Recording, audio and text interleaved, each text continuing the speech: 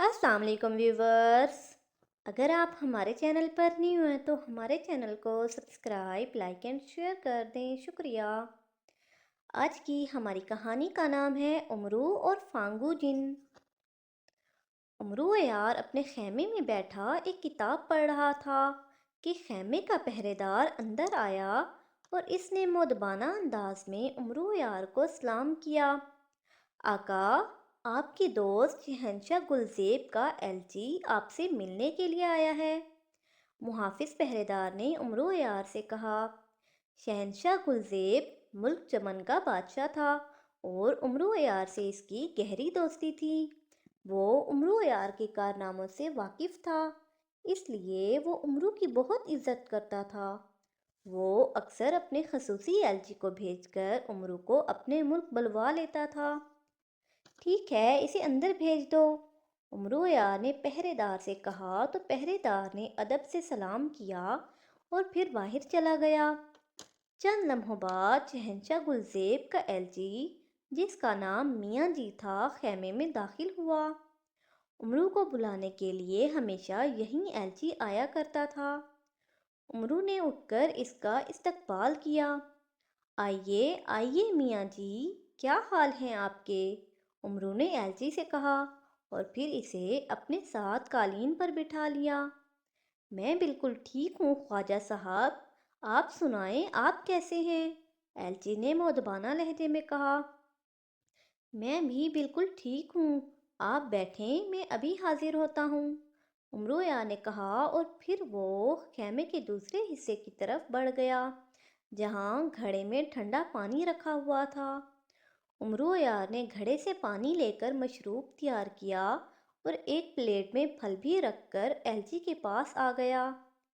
लीजिए मियाँ जी, नोश फरमाइए, उमरोया ने शहंशाह गुलजेब के एलची से कहा। शुक्रिया ख्वाजा उमरू, एलची ने उमरू यार से कहा और फल खाने लगा। कुछ फल खाकर इसने मशरूब भी पी लिया। मैं शहंशाह गुलजेब का खत लेकर हाजिर हुआ हूँ, एलची ने उमरू से कहा और एक खत निकालकर उमरू की तरफ बढ़ा दिया। उमरू ने इससे खत लिया और खोलकर पढ़ने लगा। शहंशाह गुलजेब ने खत में लिखा था कि इसकी बेटी शहजादी नूर सबा की शादी होने वाली है और उमरू को इस शादी में लाजमी शरीक होना है। खत में शहजादी नूर सबा का पैगाम भी था कि चचा उमरू इसकी शादी में ज़रूर शरीक हों। खत पढ़ने के बाद उमरू के चेहरे पर मुस्कुराहट आ गई। इसे शहजादी नूर सबा की शादी की खबर सुनकर बहुत खुशी हो रही थी। शहंशाह मुअज्जम से कहिएगा कि मैं इस शादी में ज़रूर शिरकत करूँगा, उमरू अय्यार ने एलची से कहा। तो फिर मुझे इजाज़त दीजिए, मैंने तवील सफ़र करना है, एलची ने उमरू अय्यार से इजाज़त लेते हुए कहा। मियाँ जी, आप तवील सफ़र करके आए हैं, आज का दिन आराम करें, कल वापस चले जाएं, उमरू यार ने मोदबाना लहजे में कहा। ख्वाजा उमरू साहब, मैंने फ़ौरन वापस पहुंचना है, क्योंकि मुझे बहुत से काम करने हैं, एलची ने जवाब देते हुए कहा। अगर आपको काम है तो फिर मैं आपको नहीं रोक सकता, उमरो यार ने कहा। और फिर एलची के उठने पर उमरो भी इसके साथ उठ खड़ा हुआ और इसे खेमे के दरवाजे तक छोड़ने आया। एलची के बाहर चले जाने के बाद उमरू वापस अपनी जगह पर आकर बैठ गया और इसने दोबारा किताब उठाई और पढ़ने लगा। अभी इसने 2 सफ़े ही पढ़े थे कि इसके खेमे का पहरेदार एक मर्तबा फिर खेमे में दाखिल हुआ। आका, सरदार अमीर हमज़ा का ग़ुलाम पैगाम देकर गया कि आपको सरदार अमीर हमज़ा ने याद किया है, खेमे के पहरेदार ने मोदबाना लहजे में कहा। अच्छा, मैं जाता हूँ, उमरोया ने कहा। तो पहरेदार खेमे से बाहर निकल गया, जबकि उमरू ने किताब संदूक में रख दी। किताब संदूक में रखने के बाद वो अपने खेमे से निकला और सरदार अमीर हमज़ा के खेमे की तरफ बढ़ने लगा। कुछ देर बाद उमरू सरदार अमीर हमज़ा के खेमे में दाखिल हो गया। اس نے نہایت ہی ادب سے سردار امیر حمزہ کو سلام کیا۔ آؤ خواجہ عمرو یار، ادھر ہمارے پاس آ کر بیٹھو، سردار امیر حمزہ نے عمرو کے سلام کا جواب دیتے ہوئے کہا، اور عمرو یار سردار امیر حمزہ کے قریب رکھی ہوئی کرسی پر بیٹھ گیا۔ اس نے دیکھا اس وقت خیمے میں دو غلاموں کے علاوہ ایک بوڑھا شخص بھی موجود تھا، جو مہمانوں کے لیے رکھی ہوئی کرسیوں میں سے ایک کرسی پر بیٹھا ہوا تھا۔ یہ بوڑھا شخص عمرو یار کے لیے اجنبی تھا۔ عمرو نے محسوس کیا یہ بوڑھا شخص کچھ پریشان اور غمگین ہے۔ خواجہ عمرو، اس بزرگ کا نام چچا تاج ہے اور یہ تم سے ملنے کے لیے آئے ہیں، سردار امیر حمزہ نے عمرو سے مخاطب ہو کر کہا۔ تو عمرو یار اس بزرگ کو غور سے دیکھنے لگا۔ وہ بزرگ شخص بھی اب عمرو کی طرف دیکھ رہا تھا۔ عمرو نے یاد کرنے کی کوشش کی کہ اس بزرگ سے اس کی ملاقات کب اور کہاں ہوئی تھی، لیکن اسے یاد نہ آیا۔ چچا تاج، کیا آپ سے پہلے بھی میری ملاقات ہوئی ہے؟ جب عمرو کو کچھ یاد نہ آیا تو اس نے بزرگ سے پوچھا۔ نہیں بیٹا، تم سے میری پہلی ملاقات ہے۔ میں تمہاری اور سردار امیر حمزہ کی شہرت سن کر آیا ہوں، چچا تاج نے عمرو یار سے کہا۔ جی چچا، حکم فرمائیں، مجھ سے آپ کو کیا کام ہے؟ عمرو یار نے پوچھا۔ عمرو بیٹا، میری ایک ہی بیٹی ہے جس کا نام بھولی ہے۔ ہم دونوں کو ایک جن بہت ہی تنگ کر رہا ہے، چچا تاج نے کہا تو جن کا سن کر عمرو چونک پڑا۔ آپ کو جن تنگ کر رہا ہے؟ مگر کیوں؟ عمرو یار نے پوچھا۔ وہ وہ میری بیٹی بھولی سے شادی کرنا چاہتا ہے۔ اس کا کہنا ہے کہ اگر میں نے اپنی بیٹی کی شادی اس سے نہ کی تو وہ مجھے اور میری بیٹی کو مار ڈالے گا، چچا تاج نے غمگین لہجے میں کہا۔ آپ رہتے کہاں ہیں چچا تاج؟ عمرو یار نے پوچھا۔ بیٹا، میں نمرہ شہر کا رہنے والا ہوں، چچا تاج نے عمرو کو اپنے شہر کا نام بتاتے ہوئے کہا۔ خواجہ عمرو، تم نے چچا تاج کے ساتھ جانا ہے اور جن کو ایسی سزا دینی ہے کہ آئندہ وہ انسانی آبادی کا رخ نہ کرے، سردار امیر حمزہ نے عمرو سے مخاطب ہو کر کہا۔ نمرہ شہر وہاں سے 2 دن کی مسافت پر تھا۔ نمرہ جانے اور واپس آنے میں 4 دن لگنے تھے، جبکہ شہزادی نور صبا کی شادی تیسرے روز تھی۔ عمرو کو اس شادی میں شریک ہونا تھا، لیکن اب سردار امیر حمزہ نے اسے چچا تاج کے ساتھ جانے کا حکم دیا تھا اور وہ اس حکم کو کسی صورت ٹال نہیں سکتا تھا، لہٰذا اس نے شہزادی نور صبا کی شادی کا تذکرہ بھی سردار امیر حمزہ کے سامنے نہ کیا۔ ٹھیک ہے سردار امیر حمزہ، میں چچا تاج کے ساتھ اس کے شہر نمرہ کے لیے ابھی روانہ ہو جاتا ہوں، عمرو نے مؤدبانہ لہجے میں کہا تو سردار امیر حمزہ نے اپنے گلے سے ایک قیمتی ہار اتار کر اسے دے دیا۔ یہ لو، نیک شگون کے طور پر اسے اپنے پاس رکھ لو، واپسی پر ہم تمہیں اور بھی انعام دیں گے، سردار امیر حمزہ نے کہا تو عمرو نے ہار لے کر فوراً ہی اپنی زنبیل میں رکھ لیا۔ چونکہ عمرو شہزادی نور صبا کی شادی کے بارے میں سوچ رہا تھا، اس لیے ہار لیتے وقت اس کے چہرے پر ویسی خوشی ظاہر نہ ہوئی جیسی عموماً ایسے موقع پر ہوتی تھی، اور سردار امیر حمزہ نے اس بات کو محسوس کر لیا تھا۔ خواجہ عمرو، کیا بات ہے؟ آج تم خوش نہیں ہوئے، کیا کوئی پریشانی ہے تمہیں؟ سردار امیر حمزہ نے عمرو یار سے پوچھا۔ نہیں سردار، کوئی پریشانی نہیں ہے، میں جن کے بارے میں سوچنے لگ گیا تھا، عمرو نے بات بناتے ہوئے کہا۔ ہمارے خیال میں اب تمہیں روانہ ہو جانا چاہیے، سردار امیر حمزہ نے کہا۔ جی سردار، آؤ چچا تاج، عمرو نے پہلے سردار امیر حمزہ اور پھر چچا تاج سے کہا، اور پھر ان دونوں نے ادب سے سردار امیر حمزہ کو سلام کیا اور پھر خیمے سے باہر آ گئے۔ چچا تاج، آپ کا گھوڑا کہاں ہے؟ امرویا نے باہر آ کر چچا تاج سے پوچھا۔ سردار امیر حمزہ کا ایک غلام میرے گھوڑے کو شاہی استبل میں لے گیا تھا، چچا تاج نے کہا۔ آئیے میں اپنا گھوڑا بجلی استبل سے لے آؤں اور آپ اپنا گھوڑا لے لیں، امرو عیار نے چچا تاج سے کہا، اور پھر وہ لشکر کے استبل میں آ گئے۔ استبل کے 4 محافظ تھے، چاروں نے امرو عیار کو ادب سے سلام کیا۔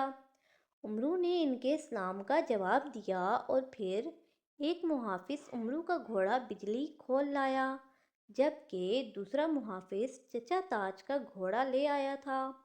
محافظ نے چچا تاج کے گھوڑے کو گھاس کھلا دیا تھا اور اسے نہلا بھی دیا تھا، لیکن اس کے باوجود گھوڑا تھکا ہوا دکھائی دے رہا تھا اور یہ گھوڑا کچھ کمزور بھی تھا۔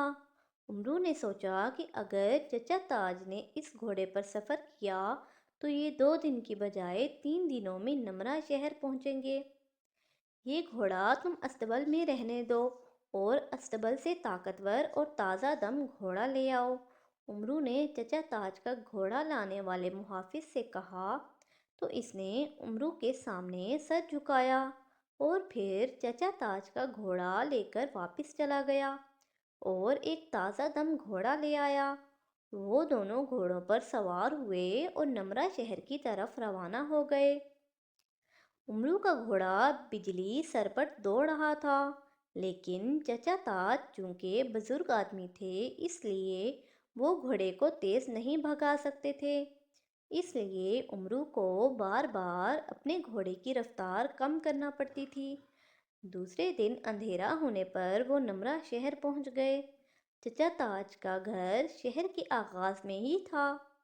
وہ امرو کے ساتھ اپنے گھر میں داخل ہوا تو بہت تھکا ہوا تھا۔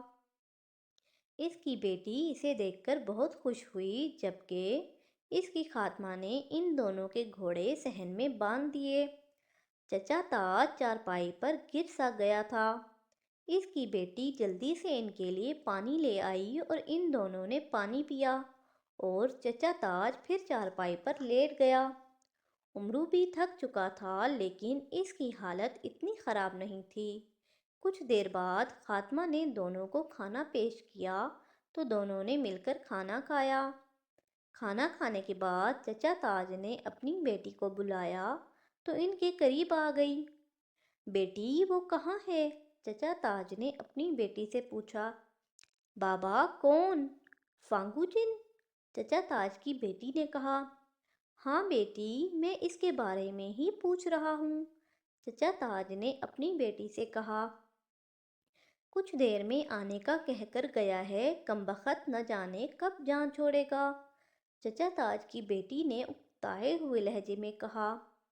بیٹی، یہ ہیں خواجہ امرو عیار صاحب، چچا تاج نے اپنی بیٹی سے امرو عیار کا تعارف کراتے ہوئے کہا۔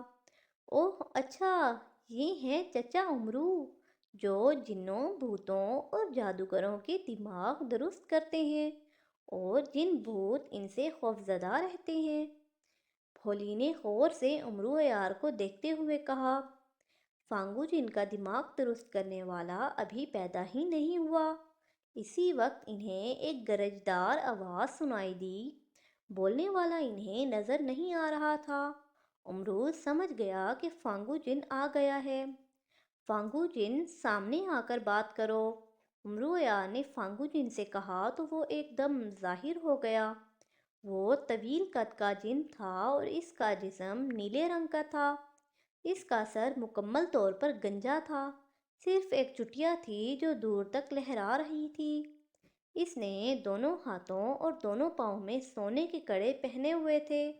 اس نے صرف ایک جانگھیا پہنا ہوا تھا، جبکہ امرو غور سے فانگو جن کو دیکھ رہا تھا۔ اچھا، تو تم ہی ہو فانگو جن؟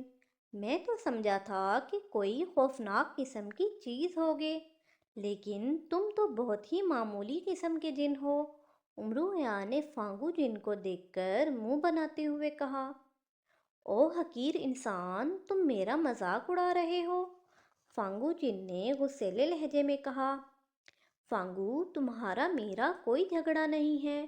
میں تمہیں کوئی نقصان نہیں پہنچانا چاہتا، اور نہ ہی میں چاہتا ہوں کہ تم میرے ہاتھوں مارے جاؤ۔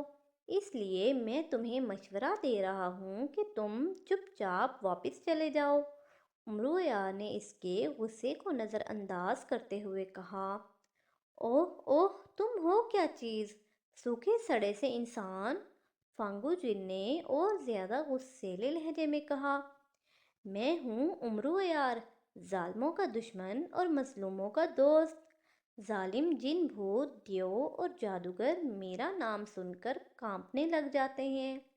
میرے ہاتھوں سینکڑوں جن، بھوت اور جادوگر مارے جا چکے ہیں، اور اگر تم نہیں مرنا چاہتے تو فوراً بھاگ جاؤ۔ امرویا نے کہا، ہا ہا ہا، اب مجھے تم پر غصہ نہیں ہنسی آ رہی ہے، مجھے تو تم کوئی مسخرے لگتے ہو۔ اس مرتبہ فانگو جن نے زور زور سے ہنستے ہوئے کہا تو امرو کو غصہ آنے لگا، تو تم یہاں سے نہیں جاؤ گے؟ امرویا نے فانگو جن کو آنکھیں دکھاتے ہوئے کہا، میری شادی بھولی سے کر دو، میں اس کو لے کر چلا جاؤں گا۔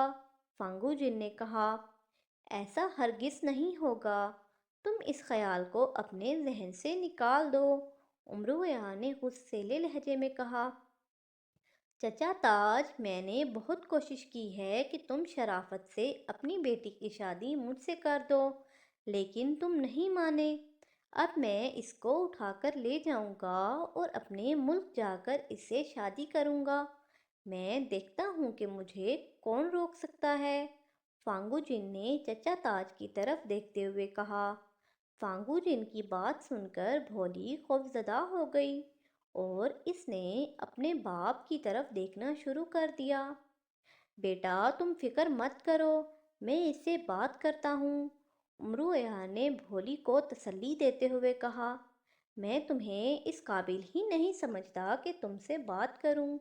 فانگو جن نے منہ بناتے ہوئے کہا، ابھی پتہ چل جاتا ہے۔ بھولی اور چچا تاج، تم ذرا کمرے میں چلو، میں علیحدگی میں فانگو جن سے بات کرتا ہوں۔ امرویا نے پہلے فانگو جن اور پھر چچا تاج اور اس کی بیٹی سے کہا۔ امرو کی بات سن کر وہ دونوں اٹھے اور کمرے میں چلے گئے۔ فانگو جن خاموشی سے انہیں کمرے میں جاتے ہوئے دیکھتا رہا۔ اب علیحدگی میں تم میری منت کرنا چاہتے ہو کہ میں یہاں سے چلا جاؤں؟ فانگو جن نے کہا تو امرو فانگو جن کی بات سن کر مسکرانے لگا۔ فانگو جن کو اپنے بارے میں خوش فہمی تھی، اور وہ امرو عیار سے واقف بھی نہیں تھا۔ اگر وہ امرو سے واقف ہوتا تو فوراً ہی امرو کی بات مان کر یہاں سے چلا جاتا۔ ہاں، اب میں تمہاری منت کروں گا، تمہارے سامنے ہاتھ باندھوں گا، امرو عیار نے طنزیہ لہجے میں کہا، اور پھر کندھے سے اپنی زنبیل اتار لی۔ اب وہ فانگو جن کو سزا دینے کا فیصلہ کر چکا تھا، لیکن میں تمہاری کوئی منت، کوئی فریاد نہیں سنوں گا۔ تمہیں ہر حال میں بھولی کی شادی سے مجھ سے کرنا پڑے گی۔ فانگو جن نے غرور بھرے لہجے میں کہا۔ امرو اس دوران زنبیل سے جال الیاسی نکال چکا تھا۔ فانگو جن بڑی دلچسپی سے اس چھوٹے سے جال کو دیکھنے لگا۔ امرو نے وہ جال فانگو جن پر پھینک دیا۔ وہ چھوٹا سا جال ایک دم بڑا ہو گیا، اور فانگو جن اس میں الجھ گیا۔ جیسے جیسے فانگو جن جال سے نکلنے کی کوشش کرتا، ویسے ویسے وہ مزید پھنستا چلا گیا۔ پھر اس نے جال کو توڑنے کی کوشش کی، لیکن یہ جال الیاسی تھا۔ یہ تو اس جیسے 100 جنوں کو بھی قید کر سکتا تھا، اور 100 جن مل کر بھی اسے نہیں توڑ سکتے تھے۔ کچھ دیر کی کوشش کے بعد فانگو جن نے اپنی کوشش ترک کر دی۔ یہ کیسا جال ہے؟ فانگو جن نے پریشان لہجے میں امرو یار سے کہا، ابھی تو تمہیں معلوم نہیں ہے کہ تمہارا کیا حشر ہونے والا ہے۔ امرو یار نے مسکراتے ہوئے کہا، اور پھر اس نے زنبیل سے سنہری چپلیں بھی نکال لیں۔ فانگو جن کی طرف دیکھا۔ فانگو جن حیرت اور پریشانی سے امرو اور سنہری چپلوں کو دیکھنے لگا۔ سنہری چپلوں، اس فانگو جن کا دماغ درست کر دو، امرویا نے سنہری چپلوں کو حکم دیتے ہوئے کہا۔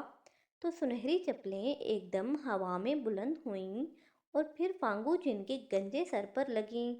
فانگو جن کو ایسے محسوس ہوا جیسے دو بڑے بڑے پتھر اس کے سر پر لگے ہوں اور اس کے منہ سے چیخ نکل گئی۔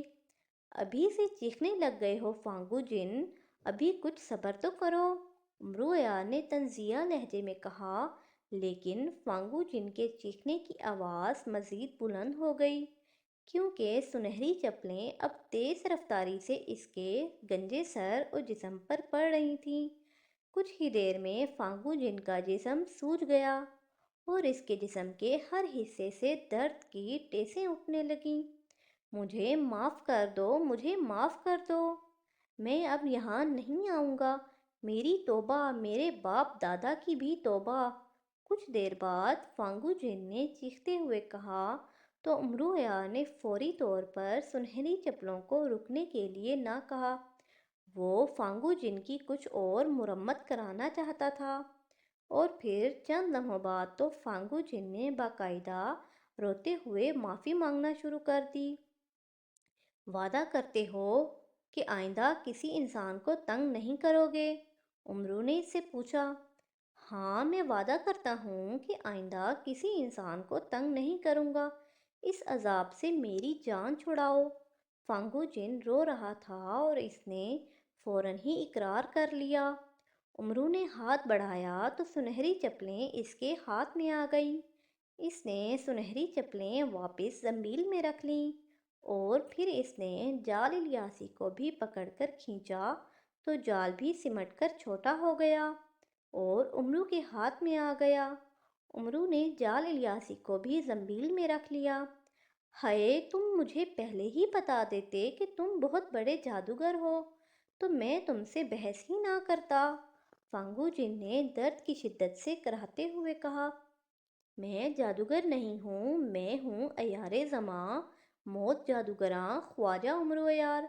تم مجھے جادوگر کیوں کہہ رہے ہو؟ امرویا نے فانگو جن کو ڈانٹتے ہوئے کہا۔ غلطی ہو گئی خواجہ امرویار، آئندہ میں تمہیں جادوگر نہیں کہوں گا، فانگو جن نے فوراً ہی معافی مانگتے ہوئے کہا۔ تم یہ وعدہ کرو کہ آئندہ انسانی آبادی میں نظر نہیں آؤ گے، امرویا نے کہا۔ ٹھیک ہے، میں وعدہ کرتا ہوں کہ آئندہ انسانی آبادی میں نظر نہیں آؤں گا، فانگو جن نے امرو سے کہا۔ پہلی اور آخری بار تمہیں معاف کر رہا ہوں، اگر تم نے اپنا وعدہ توڑا تو یاد رکھو کہ تمہیں زندہ نہیں چھوڑوں گا، امرویا نے فانگو جن کو دھمکی دیتے ہوئے کہا۔ نہیں نہیں امرو بھائی، میں وعدہ نہیں توڑوں گا، میں تو وعدے کا بہت پکا جن ہوں، فانگو جن نے کہا۔ ٹھیک ہے، اب تم فوراً بھاگ جاؤ، امرویا نے فانگو جن سے کہا تو وہ ایک دم ہی غائب ہو گیا۔ چچا تاج، اب باہر آ جاؤ، امرویا نے بلند آواز میں چچا تاج کو پکارتے ہوئے کہا۔ تو امرو کی آواز سن کر چچا تاج اور اس کی بیٹی دونوں باہر صحن میں آ گئے۔ وہ دونوں ہی بہت پریشان دکھائی دے رہے تھے اور ادھر ادھر دیکھ رہے تھے۔ فانگو جن کے چیخنے چلانے کی آوازیں آ رہی تھیں۔ چچا تاج نے پریشان لہجے میں امرو سے کہا۔ میں اس کی پٹائی کر رہا تھا، اس لیے وہ چیخ رہا تھا، اب میں نے اسے بھگا دیا ہے، اب وہ کبھی بھی آپ کو تنگ کرنے نہیں آئے گا، امرویا نے چچا تاج سے کہا۔ شکریہ امرو بیٹے، یہ تمہارا ہم پر بہت بڑا احسان ہے، چچا تاج نے امرو سے کہا۔ نہیں چچا تاج، یہ میرا کوئی احسان نہیں ہے، مجھے تو ہر حال میں مظلوموں کی مدد کرنی ہوتی ہے، کیونکہ میں مظلوموں کا دوست اور ظالموں کا دشمن ہوں، امرویا نے کہا۔ چچا امرو، اگر یہ فانگو جن پھر آ گیا تو؟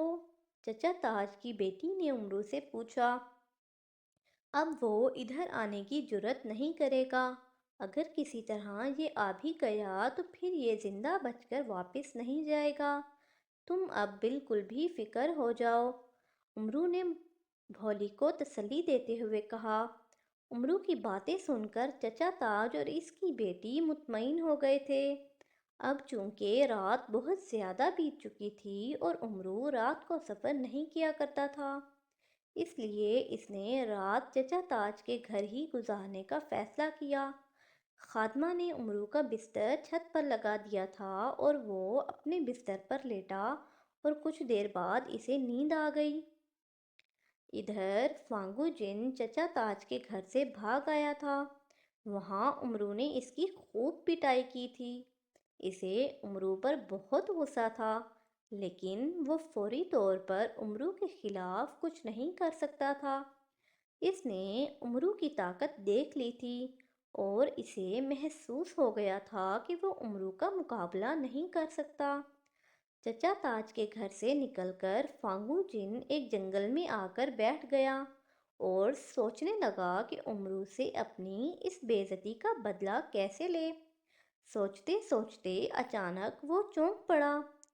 اسے اپنا دوست گٹو جن یاد آ گیا۔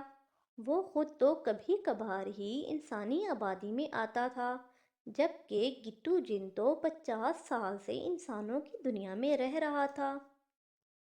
گٹو جن کا ٹھکانہ ایک پہاڑ پر تھا۔ رات کو وہ اپنے ٹھکانے پر جا کر سوتا تھا، جبکہ دن میں وہ انسانی روپ میں انسانوں کی دنیا میں گھومتا پھرتا تھا۔ گٹو جن ایک علم والا جن تھا۔ وہ فانگو جن کی مدد کر سکتا تھا، اور اب چونکہ رات کا وقت تھا اس لیے گٹو جن نے اپنے ٹھکانے پر ہی ہونا تھا۔ فانگو جن نے اس سے ملنے کا فیصلہ کر لیا تھا۔ گٹو جن سے مدد لینے کا فیصلہ کر کے فانگو جن اڑا اور کچھ دیر بعد وہ راکی پہاڑوں پر پہنچ گیا۔ یہ بلند و بالا خوبصورت پہاڑ تھے۔ فانگو جن ایک مرتبہ پہلے بھی ان پہاڑوں پر آ چکا تھا اور اسے معلوم تھا کہ انہی پہاڑوں کے ایک غار میں گٹو جن رہتا ہے۔ وہ اس غار کے قریب پہنچ گیا۔ دوست گٹو جن، کیا تم موجود ہو؟ فانگو جن نے بلند آواز سے کہا تو چند لمحوں بعد گٹو جن غار سے باہر آ گیا۔ اوہ فانگو جن، تم بہت عرصے بعد آئے ہو۔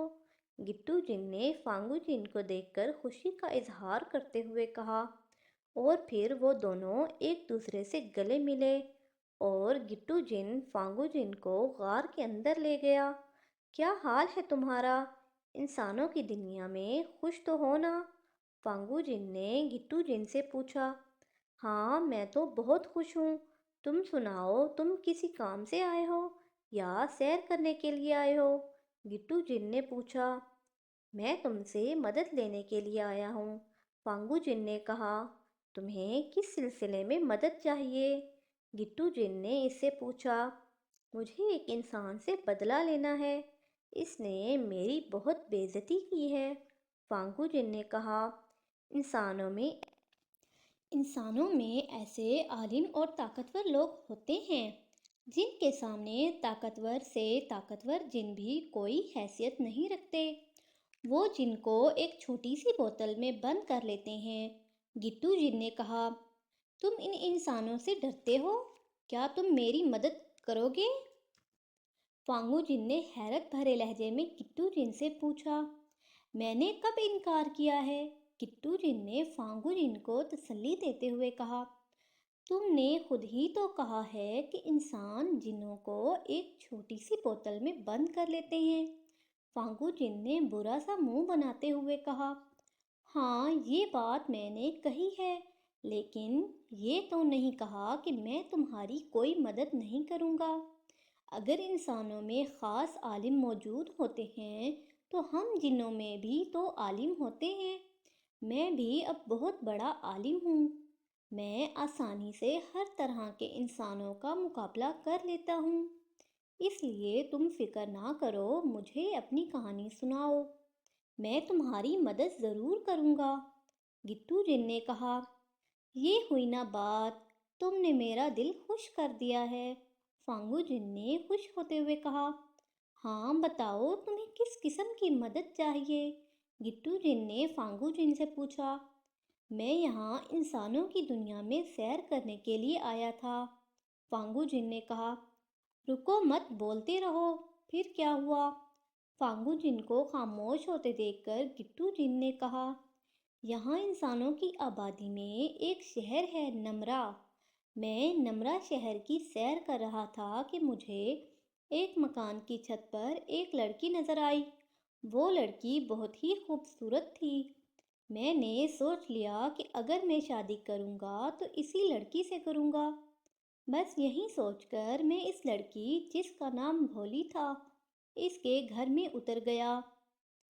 میں نے اس لڑکی کے باپ سے رشتے کی بات کی، جس کا نام تاج چچا ہے، لیکن اس نے صاف انکار کر دیا۔ میں نے بہت زور دیا، اپنی طاقت سے ڈرایا، اپنے خاص حربوں سے خوفزدہ بھی کیا، دولت کا لالچ دیا، لیکن چچا تاج کسی طرح بھی نہ مانا۔ میں نے بھولی سے بھی کہا، لیکن وہ بھی شادی پر رضامند نہ ہوئی۔ میں نے ہر طرح سے انہیں رضامند کرنے کی کوشش کی، لیکن وہ کسی طرح بھی راضی نہ ہوئے۔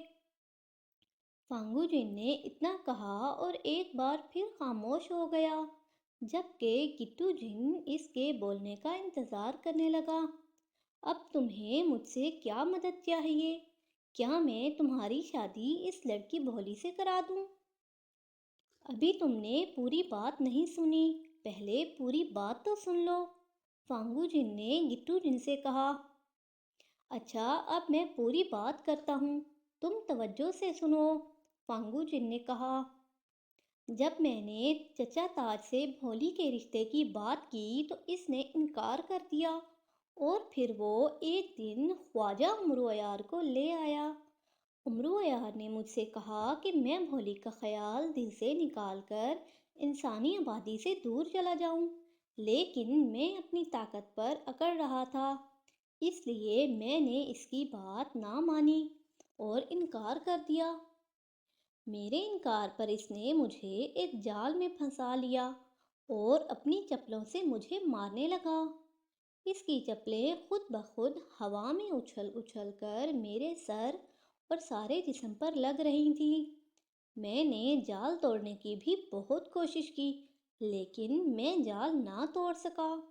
آخر مجھے اس سے معافی مانگنی پڑی اور وہاں سے بھاگنا پڑا، فانگو جن نے پوری تفصیل بتاتے ہوئے کہا۔ جیسے ہی فانگو جن خاموش ہوا، گٹو جن نے اپنی آنکھیں بند کر لیں اور منہ ہی منہ میں کچھ پڑھنے لگا۔ کچھ دیر بعد اس نے آنکھیں کھول دیں۔ میں نے اس امرو کو دیکھ لیا ہے، یہ بہت خطرناک انسان ہے، یہ ہر مظلوم کا ساتھی اور ظالم کا دشمن ہے۔ اس کے ہاتھوں اب تک کئی جادوگر، ظالم جن اور بھوت مارے جا چکے ہیں۔ آنکھیں کھولنے کے بعد گٹو جن نے کہا، لیکن میں نے تو اس سے اپنی بے عزتی کا بدلہ ضرور لینا ہے، فانگو جن نے کہا۔ تم اس سے ضرور بدلہ لو، میں تمہارے ساتھ ہوں، گٹو جن نے کہا۔ لیکن تم تو کہہ رہے ہو کہ یہ بہت خطرناک انسان ہے، فانگو جن نے کہا۔ اگر یہ خطرناک انسان ہے تو میں بھی کسی سے کم نہیں ہوں، گٹو جن نے جواب دیتے ہوئے کہا۔ اب تم مجھے یہ بتاؤ کہ میں اس سے بدلہ کس طرح لے سکتا ہوں، فانگو جن نے پوچھا۔ فانگو جن کا سوال سن کر گٹو جن نے ایک مرتبہ پھر آنکھیں بند کر لیں۔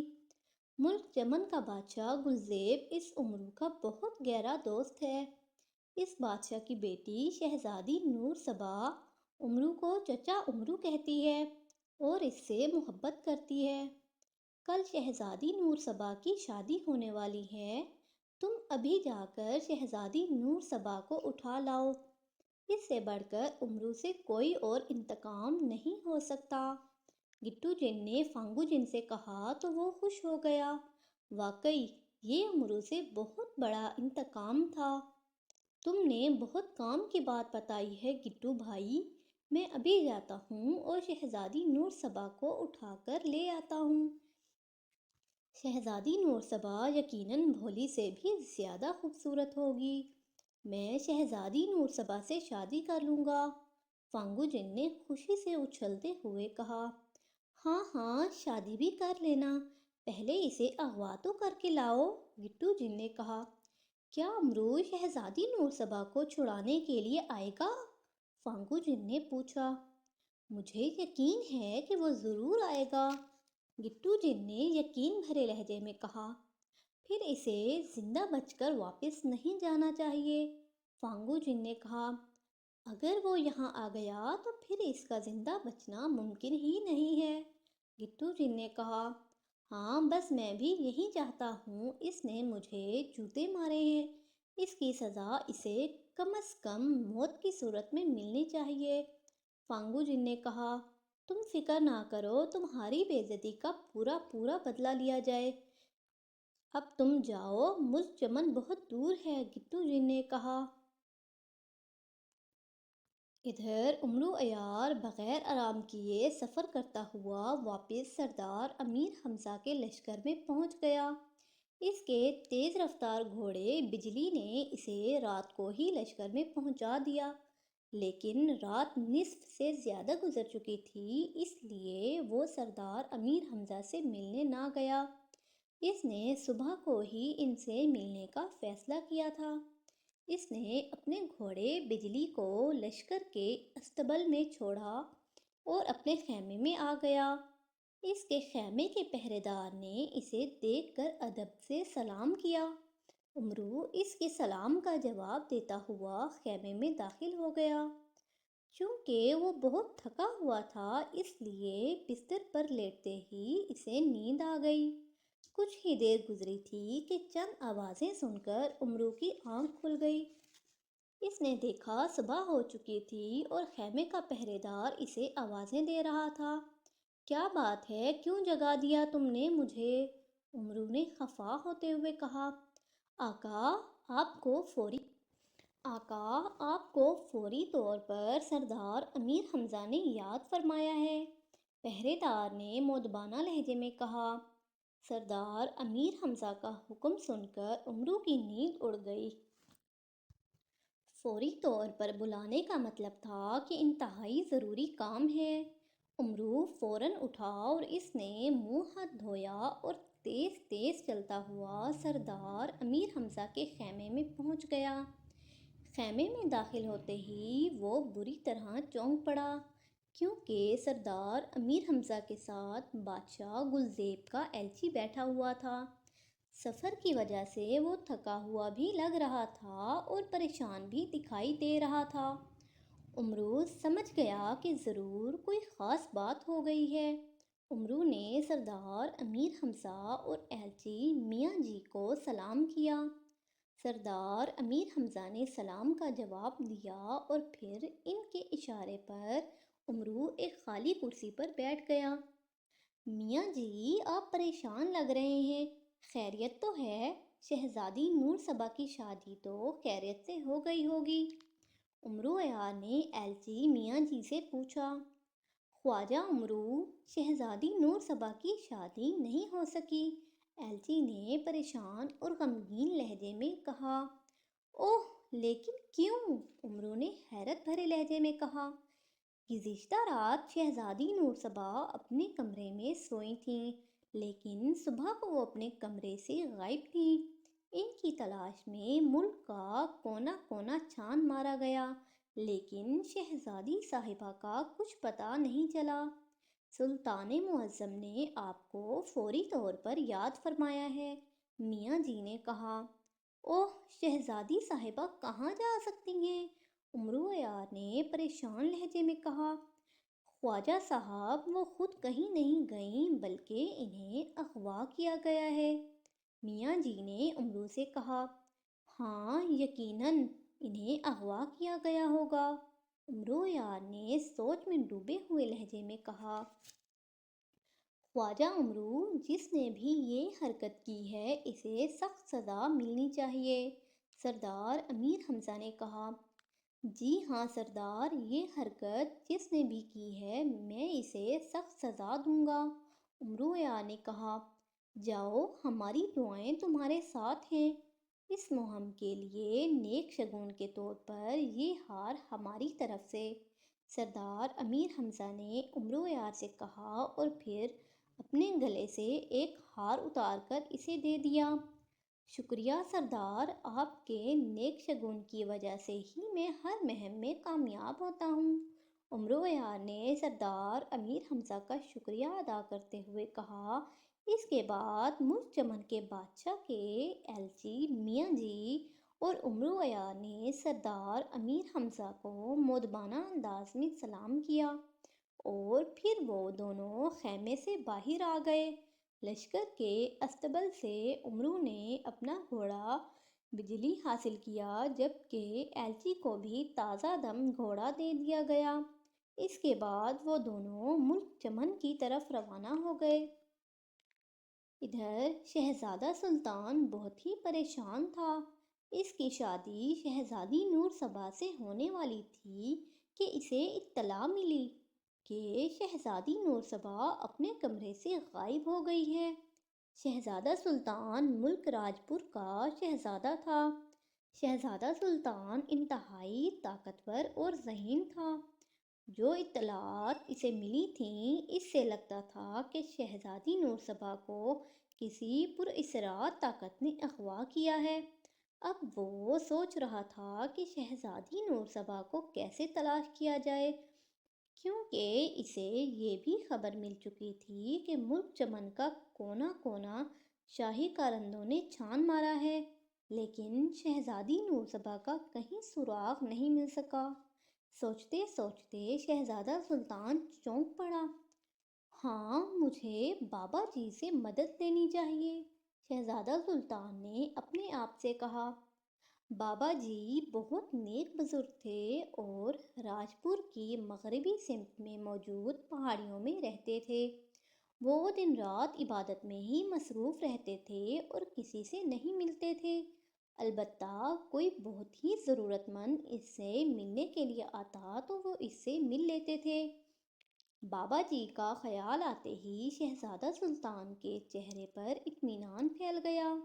اس نے تالی بجائی تو فوراً ہی ایک غلام کمرے میں آ گیا اور اس نے جھک کر شہزادہ سلطان کو سلام کیا اور ادب سے کھڑا ہو گیا۔ ہمارا گھوڑا تیار کرو، شہزادہ سلطان نے غلام کو حکم دیتے ہوئے کہا، تو غلام حکم سن کر واپس چلا گیا اور پھر چند لمحوں بعد ہی اس نے واپس آ کر ایک بار پھر جھک کر شہزادہ سلطان کو سلام کیا۔ آپ کا گھوڑا تیار ہے شہزادہ حضور، غلام نے مؤدبانہ لہجے میں کہا۔ تو شہزادہ سلطان اپنے کمرے سے نکل آیا۔ کچھ دور اس کا ایک غلام گھوڑا لیے کھڑا تھا۔ اس غلام نے بھی جھکتے ہوئے شہزادہ سلطان کو سلام کیا۔ شہزادہ سلطان نے اس کے سلام کا جواب دیا اور اس سے گھوڑے کی لگامیں لے لیں۔ شہزادہ سلطان گھوڑے پر سوار ہو کر شاہی محل سے باہر نکل آیا۔ اب اس کا رخ ملک کی مغربی سمت میں موجود پہاڑیوں کی طرف تھا۔ اس ملک کی مغربی سمت کی طرف وہ بابا جی رہتے تھے۔ بابا جی ندی کے کنارے ایک مخصوص جگہ پر بیٹھتے تھے۔ شہزادہ سلطان کو وہ جگہ معلوم تھی۔ وہ سیدھا اس جگہ پہنچ گیا۔ اس نے دیکھا کہ بابا جی آنکھیں بند کیے بیٹھے تھے۔ شہزادہ سلطان ان کے قریب ہی بیٹھ گیا اور انتظار کرنے لگا کہ بابا جی آنکھیں کھولیں تو وہ ان سے بات کرے۔ شہزادہ سلطان کافی دیر تک خاموش بیٹھا رہا۔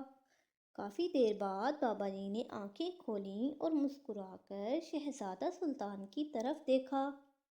کہو شہزادے، کیسے آنا ہوا؟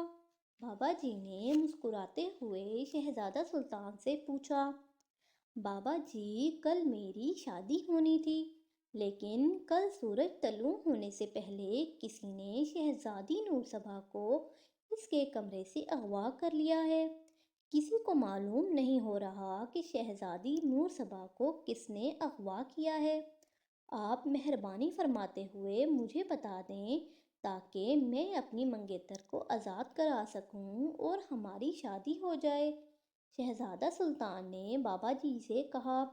شہزادے کی بات سن کر بابا جی نے ایک بار پھر آنکھیں بند کر لیں۔ کافی دیر گزر گئی اور انہوں نے آنکھیں نہ کھولیں۔ شہزادہ سلطان کو یوں محسوس ہو رہا تھا جیسے بابا جی بیٹھے بیٹھے سو گئے ہوں۔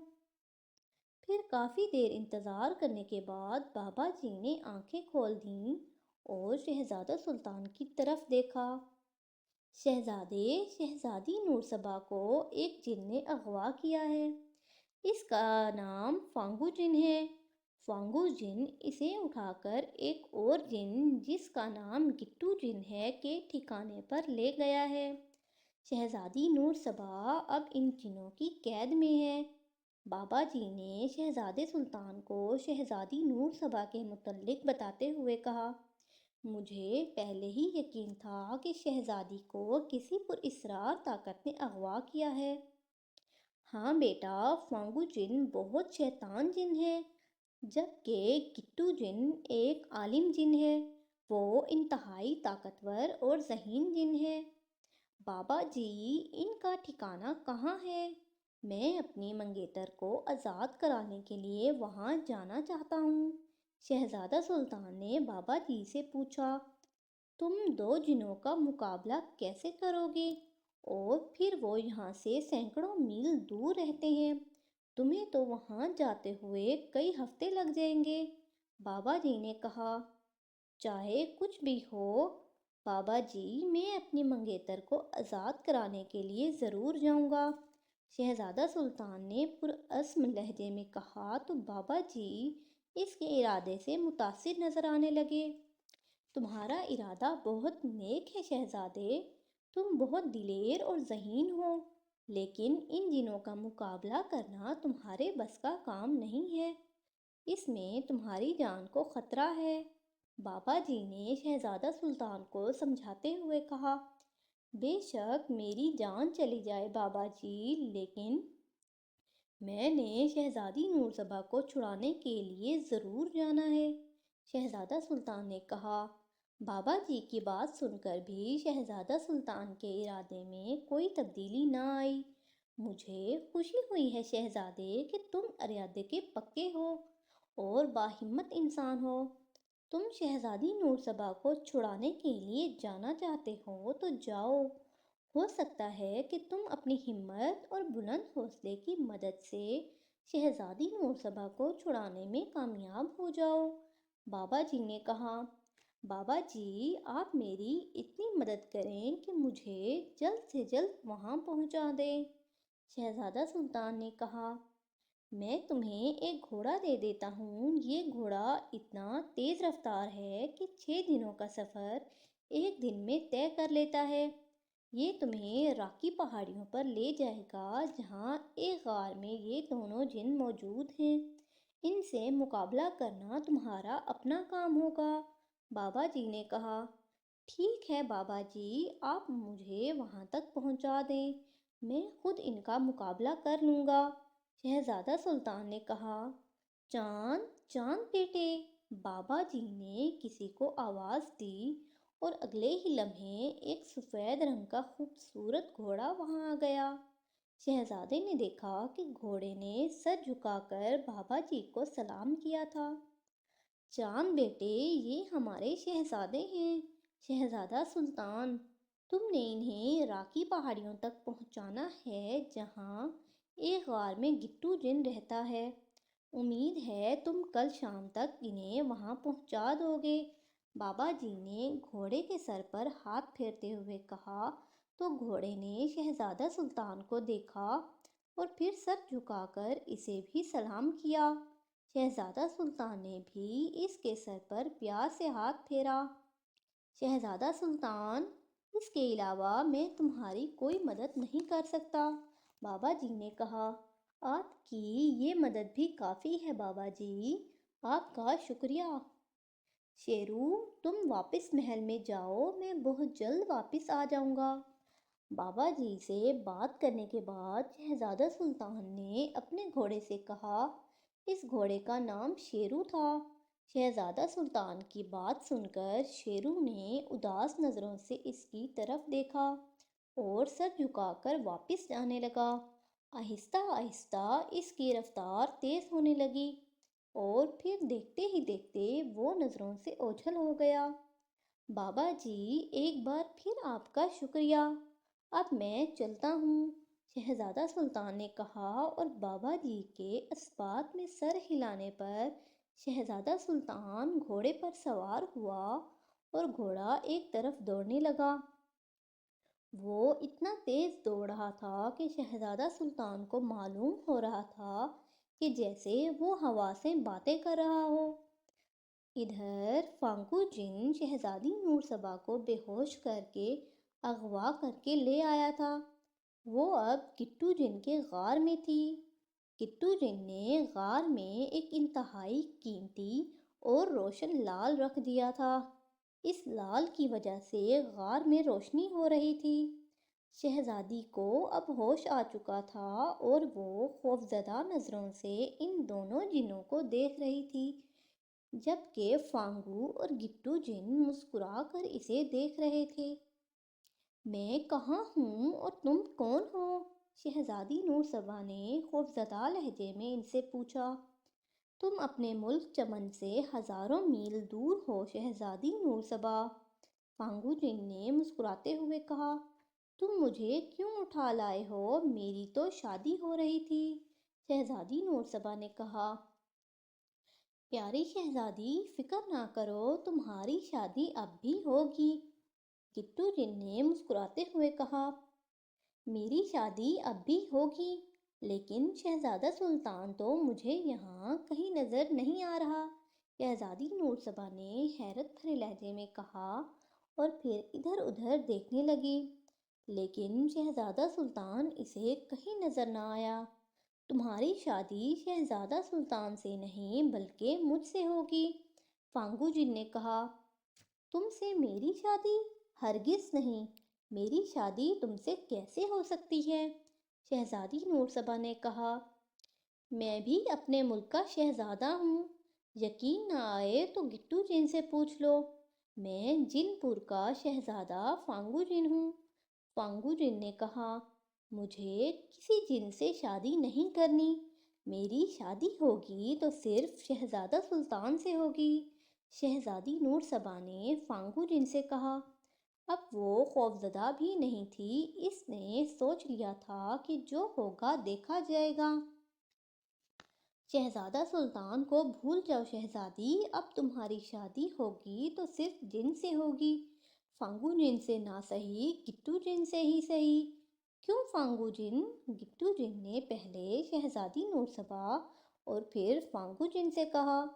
ہرگز نہیں، تم شہزادی سے شادی کے بارے میں سوچو بھی مت، شہزادی نور سبا کی شادی ہوگی تو صرف مجھ سے ہوگی، ورنہ کسی سے نہیں ہوگی، فانگو جن نے غصیلے لہجے میں کہا۔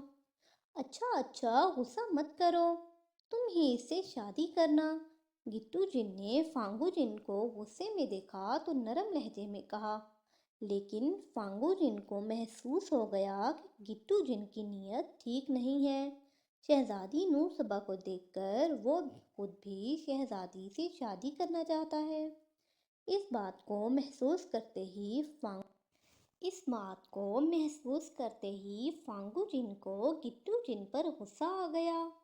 اس کا دل چاہتا تھا کہ وہ گٹو جن کی گردن مروڑ دے، لیکن وہ جانتا تھا کہ گٹو جن اس سے زیادہ طاقتور اور زیادہ علم رکھنے والا جن ہے، اس لیے وہ گٹو جن کا مقابلہ نہیں کر سکتا۔ اس لیے اس نے بس ذرا سے غصے کا اظہار ہی کیا اور پھر دوبارہ چہرے پر مسکراہٹ لے آیا۔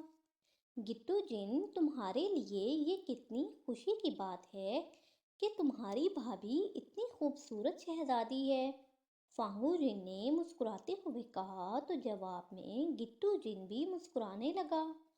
ہاں واقعی تم ٹھیک کہتے ہو، شہزادی نور سبا واقعی بہت ہی خوبصورت ہے، گٹو جن نے کہا۔ شہزادی نور سبا کا نام لینا اب تمہارے لیے بہتر نہیں ہے، اس لیے تم نور سبا کو بھابھی یا بہن کہا کرو، فانگو جن نے گٹو جن سے کہا تو گٹو جن نے برا سا منہ بنا لیا۔ ہاں ہاں، شادی تو ہو جائے، پھر میں بھی بابی کہہ دیا کروں گا۔ گٹو جن نے کہا، تم تو ایسے باتیں کیے جا رہے ہو جیسے واقعی میری شادی اس دن سے ہو رہی ہے۔ شہزادی، جو ان کی باتوں کے درمیان خاموش ہو گئی تھی، نے منہ بنا کر کہا، شادی تو سمجھو ہو گئی، اب مجھے تم سے شادی کرنے سے کوئی روک نہیں سکتا۔ فانگو جن نے شہزادی سے کہا، یہ تمہاری غلط فہمی ہے۔ میرے چچا کو جیسے ہی میرے اغوا کی اطلاع ملی، اس نے فوراً میری تلاش میں یہاں آ جانا ہے، پھر تم دونوں کو اس پوری دنیا میں بھی چھپنے کے لیے جگہ نہیں ملے گی۔ شہزادی نور صبا نے کہا، تم اپنے چچا خواجہ امرویار کی بات تو نہیں کر رہی ہو؟ فانگو جن نے شہزادی سے پوچھا۔ ہاں، میں انہی کی بات کر رہی ہوں۔ کیا تم انہیں جانتے ہو؟ شہزادی نور صبا نے بے چین سے لہجے میں پوچھا۔ بالکل جانتا ہوں، کل میں نے ایک رسی سے باندھ کر اس کی ایسی حالت کی ہے کہ وہ بہت عرصے تک یاد رکھے گا۔ فانگو جن نے مسکراتے ہوئے کہا، یہ بات ماننے والی ہی نہیں ہے کہ چچا امرو نے تم سے مار کھائی ہو۔ ہاں، یہ ہو سکتا ہے کہ چچا امرو نے تمہاری پٹائی کر دی ہو۔ شہزادی نور صبا نے کہا تو شہزادی کی بات سن کر فانگو جن کا منہ بن گیا اور اس نے غصے سے شہزادی کی طرف دیکھا۔ میں ایک طاقتور جن ہوں اور وہ ایک معمولی سا انسان ہے، اس کا مجھ سے کیسے مقابلہ ہو سکتا ہے؟ فانگو جن نے غصیلے لہجے میں کہا تو شہزادی نور صبا تنزیہ انداز میں مسکرانے لگی۔ چچا امرو معمولی انسان نہیں ہے، وہ تم سب پر بھاری ہے۔ اگر وہ یہاں آ گیا تو دیکھنا وہ تمہارا کیا حشر کرتا ہے۔ شہزادی نور صبا نے پر یقین لہجے میں کہا، اچھا اچھا، زیادہ باتیں نہ بناؤ، اسے یہاں آنے دو، پھر میں تمہارے سامنے اس کا قیمہ بناؤں گا۔ فانگو جن نے شہزادی نور صبا کی بات سے چڑھتے ہوئے کہا تو شہزادی زور زور سے ہنسنے لگی۔ فانگو، شہزادی کی باتوں کو چھوڑو اور میری بات سنو۔ گٹو جن نے فانگو جن سے کہا۔ ہاں کہو، میں سن رہا ہوں۔ فانگو جن نے اس کی طرف متوجہ ہوتے ہوئے کہا، آؤ باہر چل کر اطمینان سے کسی جگہ بیٹھ کر باتیں کرتے ہیں۔ کیا کوئی خاص بات ہے جو یہاں نہیں ہو سکتی؟ فانگو جن نے پوچھا۔ ہاں، میں شہزادی نور صبا کے سامنے وہ باتیں نہیں کرنا چاہتا۔ گٹو جن نے کہا، اچھا چلو پھر غار سے باہر چلتے ہیں۔ فانگو نے کہا اور پھر وہ دونوں غار سے باہر آ گئے۔ دونوں جن پہاڑ کی ایک چوٹی پر بیٹھ گئے۔ فانگو جن ان پہاڑوں کی خوبصورتی سے بہت متاثر تھا۔ یار، تم بہت خوبصورت جگہ پر رہتے ہو، فانگو جن نے گٹو جن سے کہا تو وہ مسکرانے لگا۔ ہاں واقعی، یہ علاقہ بہت خوبصورت ہے، اسی لیے تو میں یہاں رہ رہا ہوں، گٹو جن نے کہا۔ ہاں، اب بتاؤ وہ کون سی خاص بات ہے جو تم مجھ سے کرنا چاہتے ہو؟ فانگو جن نے کہا، میں چاہتا ہوں کہ تم شہزادی نور صبا سے شادی مت کرو۔ گٹو جن نے کہا، میں شہزادی نور صبا سے شادی نہ کروں؟ لیکن کیوں؟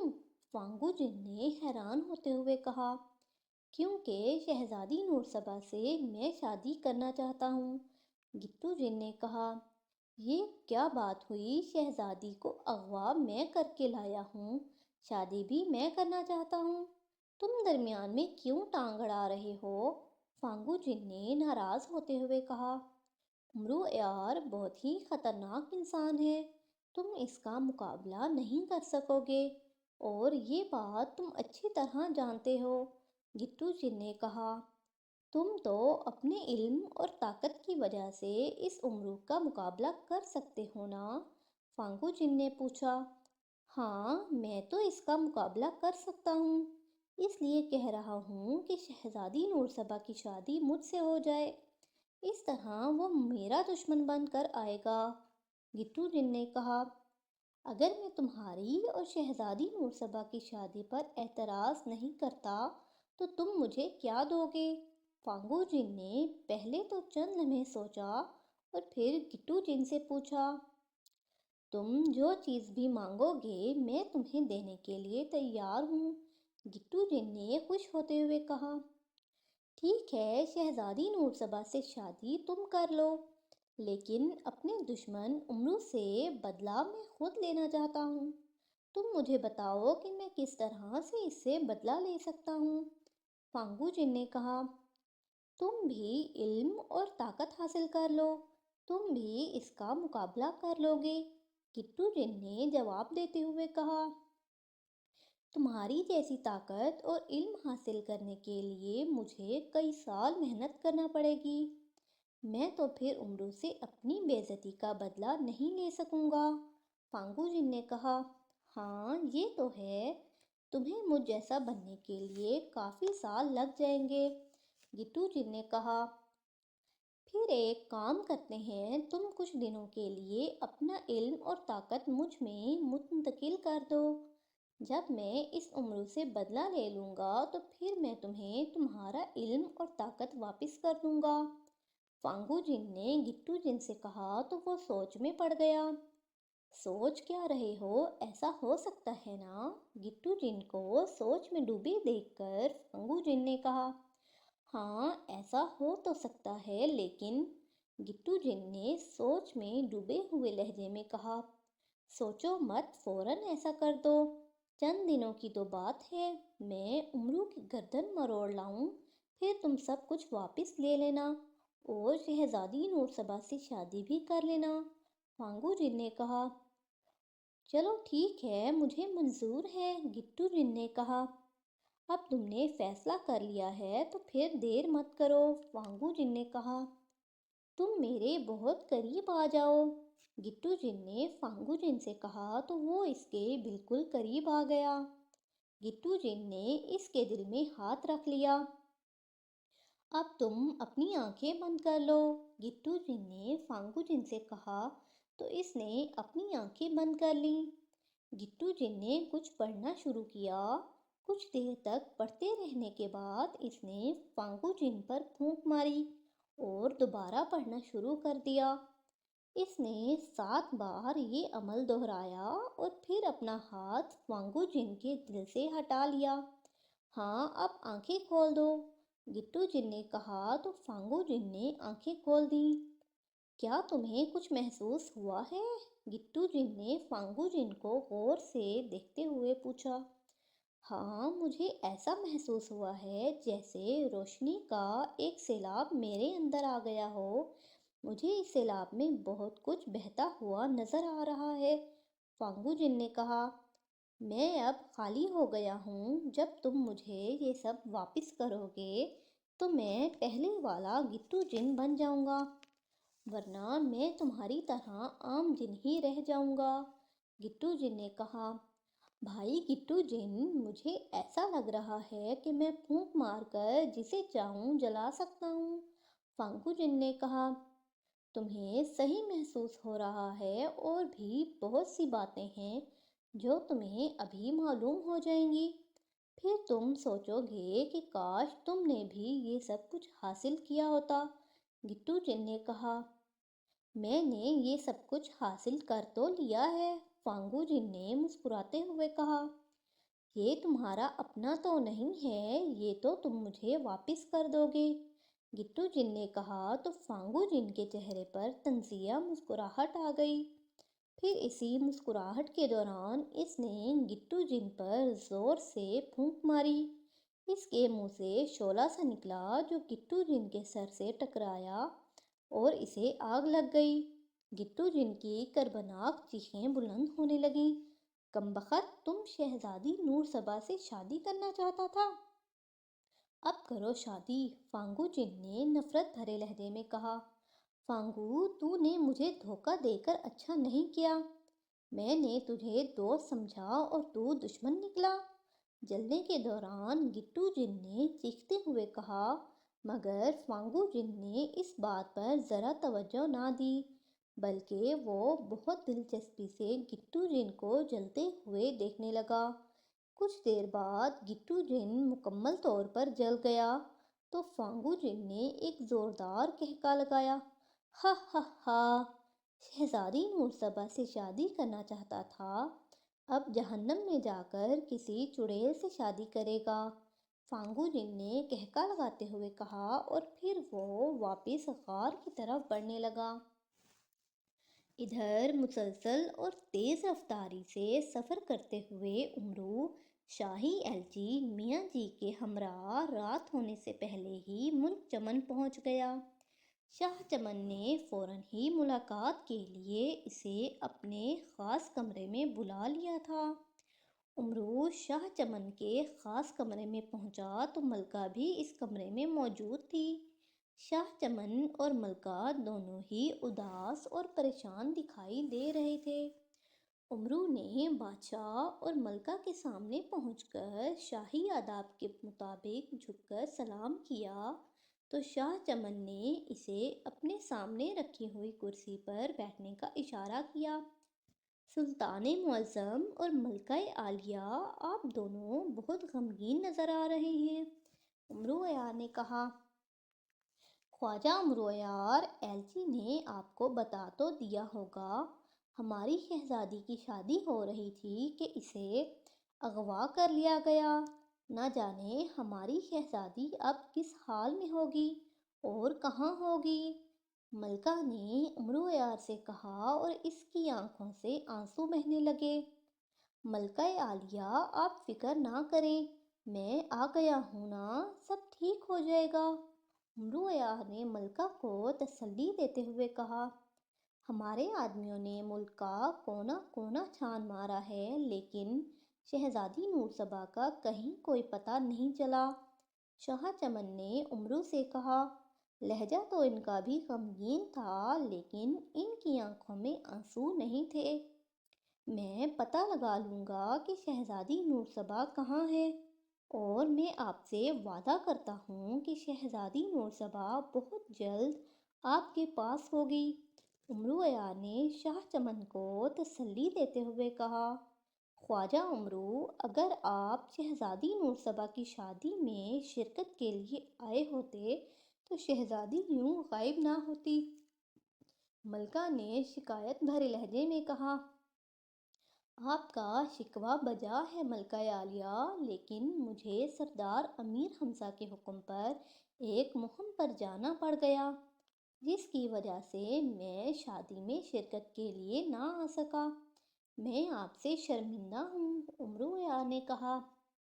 آپ سردار امیر حمزہ کے حکم پر کہیں گئے ہوئے تھے، پھر تو آپ کا قصور نہیں بنتا، شاہ چمن نے کہا۔ خواجہ امرو، اب آپ شہزادی نورسبا کی تلاش میں کس وقت جائیں گے؟ ملکہ نے پوچھا۔ ملکہ عالیہ، اب تو رات ہو گئی ہے اور رات کے وقت سفر پر جانا اچھا نہیں ہوتا، خواجہ امرو اب صبح کو ہی شہزادی نورسبا کی تلاش کے لیے روانہ ہوں گے، شاہ چمن نے ملکہ عالیہ سے کہا۔ اس کے بعد شاہ چمن نے غلام کو بلا کر امرو کے ساتھ بھیج دیا۔ غلام امرو کو شاہی مہمان خانے میں لے گیا اور پھر کچھ دیر بعد اس کے لیے رات کا کھانا بھی لے آیا۔ امرو نے سیر ہو کر کھایا اور پھر سو گیا۔ صبح روشنی ہونے سے پہلے ہی امرو اٹھ کر شاہی محل سے باہر آ گیا۔ ایک ویران جگہ پر پہنچ کر امرو نے اپنے کندھے سے زنبیل اتاری اور اس میں سے سنہری تختی نکالی۔ سنہری تختی، مجھے بتایا جائے کہ شہزادی نورسبا کو کس نے اغوا کیا ہے؟ امرو عیار نے سنہری تختی سے پوچھا۔ امرو عیار کو بتایا جاتا ہے کہ شہزادی نورسبا کو فانگو جن نے اغوا کیا ہے۔ اوہ، کیا یہ وہی فانگو جن ہے جسے نمرہ شہر میں نے مارا تھا؟ امرو نے حیران ہوتے ہوئے کہا۔ ہاں، یہ وہی فانگو جن ہے، اس نے تم سے بدلہ لینے کے لیے شہزادی نورسبا کو اغوا کیا ہے اور اب وہ شہزادی نورسبا سے شادی کرنا چاہتا ہے۔ سنہری تختی پر حروف ابھرے اور پھر مٹ گئے۔ اس جن میں تو اتنی ہمت نہیں تھی، اس نے یہ سب کیسے کر لیا؟ امرو نے سنہری تختی سے پوچھا۔ یہاں سے یہاں سے شمال کی طرف سینکڑوں میل کے فاصلے پر راکی پہاڑوں کا سلسلہ ہے۔ وہاں فانگو جن کا ایک دوست گٹو جن رہتا تھا۔ وہ جن بہت بڑا عالم اور طاقتور تھا۔ اس نے فانگو جن کی مدد کا وعدہ کیا اور اس کے کہنے پر فانگو جن نے شہزادی نور سبا کو اغوا کر لیا تاکہ تم سے اپنی بے عزتی کا بدلہ لے سکے۔ سنہری تختی پر حروف ابھرے اور جب امرو نے وہ عبارت پڑھ لی، حروف خود بخود مٹتے چلے گئے۔ یہ بات ہے سنہری تختی، تم نے ابھی بتایا ہے کہ راکی پہاڑ پر گٹو جن رہتا تھا۔ اس تھا سے تمہاری کیا مراد ہے؟ کیا اب وہ وہاں نہیں رہتا؟ امرو نے سنہری تختی سے پوچھا۔ گٹو جن بھی شہزادی نور سبا سے شادی کرنا چاہتا تھا، مگر فانگو جن نے شہزادی نور سبا کی اس سے شادی کے بدلے گٹو جن سے اس کا سارا علم اور طاقت مانگ لی۔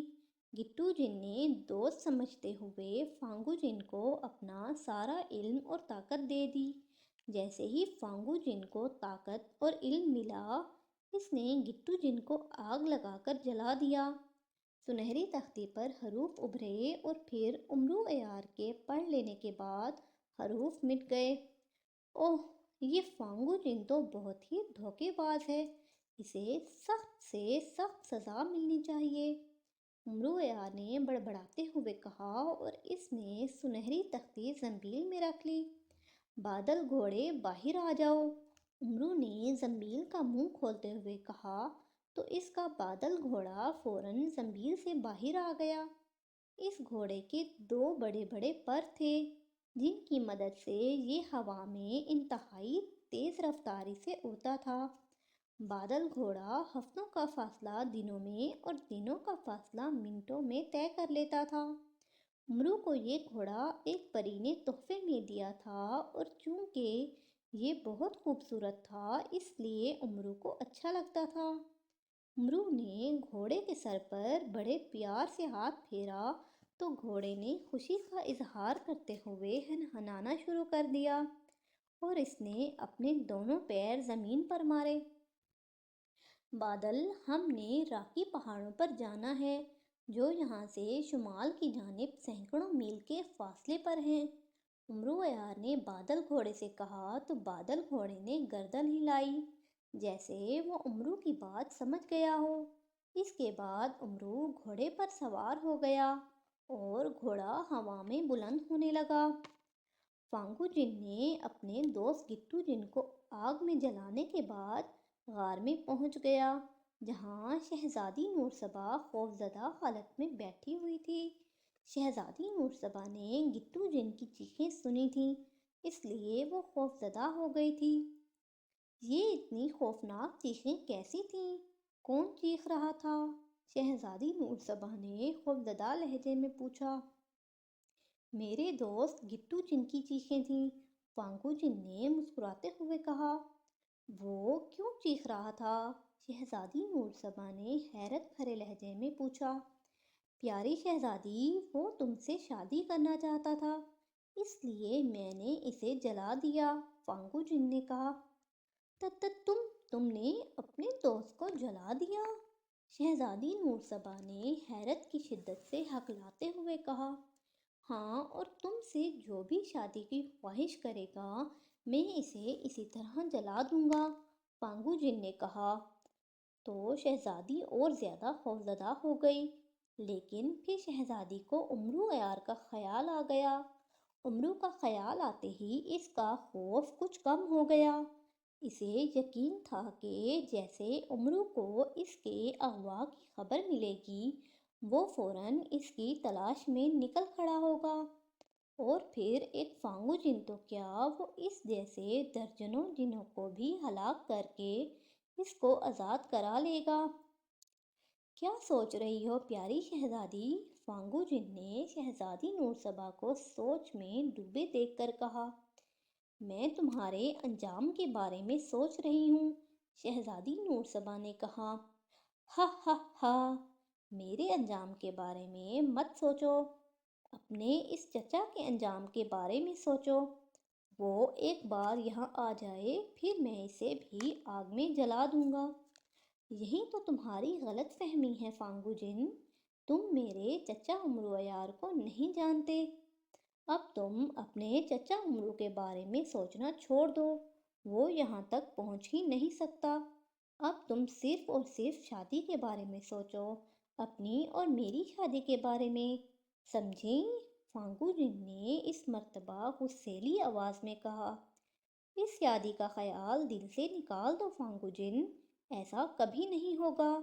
شہزادی نور سبا نے کہا، میں تمہیں کل تک کی مہلت دیتا ہوں، تم کل تک سوچ لو، اگر تم نے کل بھی انکار کیا تو پھر میں تمہیں تڑپا تڑپا کر مار دوں گا۔ میں نے اپنے دوست کو نہیں چھوڑا تو تم کیا چیز ہو؟ فانگو جن نے اس مرتبہ غصے سے چیختے ہوئے کہا، شہزادی تم کہاں ہو؟ دیکھو میں آ گیا ہوں۔ ایک آواز پہاڑوں پر گونجتی ہوئی غار تک سنائی دی۔ اوہ، یہ آواز تو شہزادہ سلطان کی ہے، شہزادی نور سبا نے خوش ہوتے ہوئے کہا۔ کون شہزادہ سلطان؟ فانگو جن نے انتہائی غصیلے لہجے میں کہا۔ شہزادہ سلطان جس سے میری شادی ہونے والی ہے، شہزادی نور سبا نے کہا۔ اوہ، اس کی یہ جرأت کہ وہ یہاں تک آ گیا، میں ابھی اس کے ٹکڑے ٹکڑے کر دوں گا، فانگو جن نے اور بھی زیادہ غصے سے کہا۔ اگر شہزادہ سلطان یہاں آ گیا ہے تو پھر تم اس کے ٹکڑے نہیں کر سکو گے، بلکہ وہ تمہارے ٹکڑے کر دے گا، شہزادی نور سبا نے کہا۔ تو شہزادی کی بات سن کر فانگو جن نے غصے سے اپنا پاؤں زمین پر مارا۔ آؤ تم بھی میرے ساتھ آؤ اور اس کا حشر اپنی آنکھوں سے دیکھو، فانگو جن نے غصے سے غراتے ہوئے کہا، اور پھر وہ شہزادی نور سبا کا ہاتھ پکڑ کر غار سے باہر آ گیا۔ شہزادہ سلطان کی آوازیں اب بھی پہاڑوں میں گونج رہی تھیں۔ پھر ان دونوں کو ایک پہاڑ پر شہزادہ سلطان نظر آ گیا، وہ شہزادی نور سبا کو آوازیں دے رہا تھا۔ فانگو جن شہزادی نور سبا کو لے کر اس پہاڑ پر پہنچ گیا۔ پہاڑ بہت ہی بڑا تھا۔ فانگو جن نے شہزادی نور سبا کو ایک جگہ بٹھا کر اس پر پھونک مار دی۔ اس کے پھونک مارتے ہی شہزادی نور سبا بے حس ہو گئی، اب وہ حرکت نہیں کر سکتی تھی۔ شہزادہ سلطان شہزادی نور سبا کو دیکھ کر تیزی سے اس کی طرف بڑھا، لیکن ابھی وہ شہزادی کے قریب نہیں پہنچا تھا کہ فانگو جن نے اسے بازو سے پکڑ لیا۔ کہاں جا رہے ہو شہزادے؟ پہلے مجھ سے تو مل لو، فانگو جن نے طنزیہ لہجے میں کہا۔ تو تم نے شہزادی نور سبا کو اغوا کیا ہے؟ شہزادہ سلطان نے فانگو جن کو دیکھتے ہوئے کہا۔ ہاں، شہزادی نور سبا کو میں نے ہی اغوا کیا ہے، جبکہ تمہارے تو میں ٹکڑے کر دوں گا، فانگو جن نے کہا۔ تو شہزادہ سلطان نے جھٹکا دے کر اپنا بازو چھڑایا۔ اس کے دوسرے ہاتھ میں تلوار تھی، اس نے تلوار بلند کی اور فانگو جن پر وار کر دیا۔ فانگو جن صرف ایک قدم پیچھے ہٹا اور شہزادہ سلطان کا وار خالی ہو گیا۔ فانگو جن نے شہزادہ سلطان کو ایک زوردار تھپڑ مارا اور شہزادہ سلطان فانگو جن کا تھپڑ کھا کر کئی فٹ دور جا گرا، لیکن وہ فوراً ہی کھڑا ہو گیا اور دوبارہ تلوار لہراتے ہوئے فانگو جن کی طرف دوڑا۔ جیسے ہی شہزادہ سلطان فانگو جن کے قریب پہنچا، فانگو جن نے اس کا تلوار والا ہاتھ پکڑ لیا اور پھر اس کی ایک ٹانگ پکڑ کر اوپر اٹھا لیا اور تلوار والا ہاتھ چھوڑ دیا۔ اس کے کندھے سے لگتے ہی اور تلوار والا ہاتھ آزاد ہوتے ہی شہزادہ سلطان نے دوبارہ تلوار والا ہاتھ بلند کیا۔ اسی لمحے شہزادی چونک پڑی، اس کا جسم تو حرکت نہیں کر رہا تھا لیکن اس کی آنکھیں حرکت کر رہی تھیں۔ سامنے دیکھ کر وہ بہت خوش ہو گئی تھی، اس نے ایک پروں والے گھوڑے کو اس طرف آتے دیکھا تھا اور اس نے گھوڑے پر سوار آدمی کو بھی پہچان لیا تھا۔ گھوڑے پر امرو عیار سوار تھا جس کے ہاتھ میں تلوار تھی اور وہ بہت تیزی سے فانگو جن کی طرف بڑھ رہا تھا۔ بادل بادل گھوڑا اڑتا ہوا راکی پہاڑوں تک پہنچ چکا تھا۔ ایک پہاڑ پر امرو کو فانگو جن نظر آ گیا تھا۔ امرو نے اڑتے ہوئے زنبیل میں سے تلوار حیدری نکال لی اور اسے لہرانے لگا۔ امرو نے دیکھ لیا تھا کہ فانگو جن نے شہزادہ سلطان کو اٹھا رکھا تھا اور شہزادی نور صبا کچھ فاصلے پر برف پوش پہاڑ پر بیٹھی ہوئی تھی۔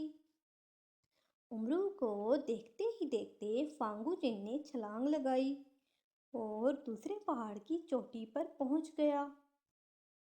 اس پہاڑ پر برف نہیں تھی جبکہ پہلے والا پہاڑ برف سے ڈھکا ہوا تھا۔ فانگو جن کے چھلانگ لگانے کی وجہ سے شہزادہ سلطان اس پر تلوار کا وار بھی نہ کر سکا۔ جیسے ہی فانگو جن دوسرے پہاڑ پر پہنچا، شہزادہ سلطان نے ایک بار پھر تلوار سے اس پر وار کرنے کی کوشش کی، لیکن فانگو جن نے اس کا تلوار والا ہاتھ پکڑ لیا اور ہاتھ کو ایک زوردار جھٹکا دیا اور شہزادہ سلطان کے ہاتھ سے تلوار نیچے گر گئی۔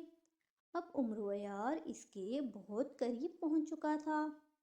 فانگو جن نے امرو کو دیکھتے ہی شہزادہ سلطان کو ایک طرف اچھال دیا۔ نیچے ہزاروں فٹ کی گہرائیاں تھیں۔ شہزادہ سلطان کی ایک چیخ بلند ہوئی اور وہ نیچے گہرائیوں میں گرنے لگا۔ شہزادی نور صبا نے شہزادہ سلطان کو نیچے گرتے دیکھ کر آنکھیں بند کر لیں۔ بادل، جلدی سے شہزادے کی طرف بڑھو، ہم نے شہزادہ سلطان کو بچانا ہے۔ امرو عیار نے بادل گھوڑے سے کہا تو گھوڑا بجلی کی سی تیزی سے شہزادہ سلطان کی طرف بڑھا۔ شہزادہ سلطان زمین کے بہت قریب پہنچ چکا تھا۔ نیچے انتہائی تیز رفتار دریا بہہ رہا تھا۔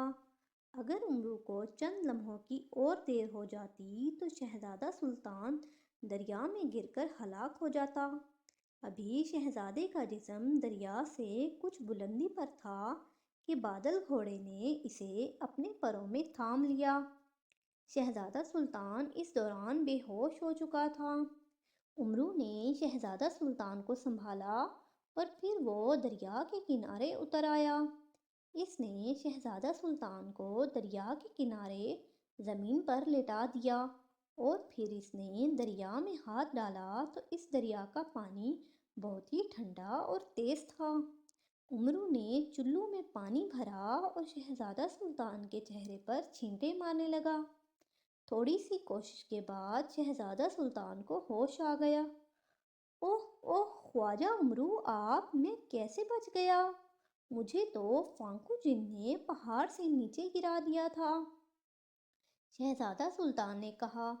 چونکہ شہزادہ سلطان امرو سے پہلے بھی مل چکا تھا، اس لیے اس نے امرو کو پہچان لیا تھا۔ شہزادہ حضور، میرے اس گھوڑے نے آپ کو پروں میں اٹھا لیا تھا، اس لیے آپ کی جان بچ گئی، امرو نے کہا اور پھر پیار سے بادل گھوڑے کے سر پر ہاتھ پھیرا۔ آپ کا بھی اور آپ کے گھوڑے کا بھی بہت بہت شکریہ۔ شہزادہ حضور، آپ یہاں تک کیسے پہنچ گئے؟ امرو نے پوچھا۔ ایک بزرگ کی مدد سے۔ انہوں نے مجھے ایک گھوڑا دیا تھا جس کا نام چاند ہے، اور وہ گھوڑا مجھے یہاں تک پہنچا کر غائب ہو گیا تھا۔ آپ ان باتوں کو چھوڑیں اور شہزادی نور صبا کی خبر لیں، شہزادہ سلطان نے کہا تو امرو نے اقرار میں سر ہلا دیا۔ شہزادہ حضور، آپ میرے ساتھ بادل گھوڑے پر بیٹھ جائیں۔ امرو نے بادل گھوڑے پر بیٹھتے ہوئے کہا تو شہزادہ سلطان بھی امرو کے پیچھے بیٹھ گیا۔ بادل، اوپر پہاڑ پر چلو جہاں فانگو جن موجود ہے، امرو نے بادل گھوڑے سے کہا اور پھر بادل گھوڑا اوپر کو اڑنے لگا۔ شہزادہ سلطان دلچسپی سے گھوڑے کو دیکھ رہا تھا۔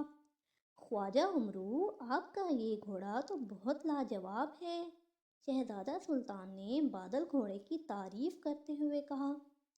جی ہاں، واقعی یہ گھوڑا بہت لاجواب ہے، امرویا نے کہا، اور پھر وہ اوپر پہاڑیوں پر پہنچ گئے جہاں شہزادی نورسبا اور فانگو جن موجود تھے، لیکن اب وہ وہاں نہیں تھے۔ انہوں نے چاروں طرف دیکھا لیکن انہیں کہیں بھی فانگو جن اور شہزادی نورسبا دکھائی نہ دی۔ خواجہ عمرو، یہ دونوں کہاں چلے گئے ہیں؟ شہزادہ سلطان نے پوچھا۔ لگتا ہے فانگو جن شہزادی کو لے کر کہیں بھاگ گیا ہے، امرویا نے کہا۔ اوہ، اب کیا ہوگا؟ شہزادہ سلطان نے پریشان لہجے میں کہا۔ آپ پریشان نہ ہوں، میرا بادل گھوڑا آپ کو آپ کے ملک پہنچا دے گا۔ آپ جائیں، میں کچھ ہی دیر میں شہزادی نورسبا کو لے کر آتا ہوں، امرو نے شہزادے کو تسلی دیتے ہوئے کہا۔ لیکن شہزادہ سلطان نے کچھ کہنا چاہا لیکن امرو نے اسے روک دیا۔ میں نے کہا نا، آپ پریشان نہ ہوں، میں کچھ ہی دیر میں واپس پہنچ جاؤں گا، امرو نے کہا۔ اگر آپ کہتے ہیں تو میں چلا جاتا ہوں، شہزادہ سلطان نے کہا۔